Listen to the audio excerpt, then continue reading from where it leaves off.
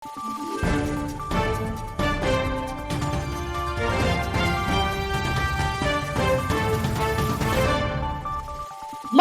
araw, Pilipinas! Ito ang Valiente News hatid sa inyo ng Office of the Vice President.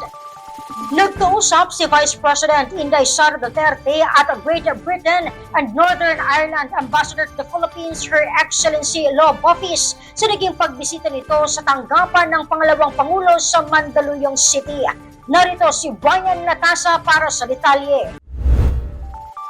Mainit na tinanggap ni Vice President Inday Sara Duterte sa kanyang tanggapan si Great Britain at Northern Ireland Ambassador to the Philippines, Her Excellency Law Office, kung saan tinalakay ng pangalawang Pangulo ang mga programa at proyekto ng OVP maging ang layunin at kalagahan nito sa mga Pilipino, tulad na lang ng paglalagay ng satellite at extension offices sa mga estratehikong lugar sa Luzon, Visayas at Mindanao upang mas mailapit ang programa ng opisina sa mga nangangailangan.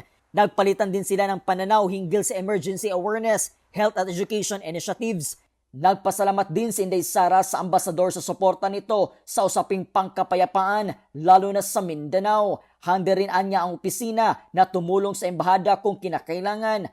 Hangad ng dalawang lider na mas mapalalim ang ugnayan sa pagitan ng Pilipinas at United Kingdom of Great Britain at Northern Ireland.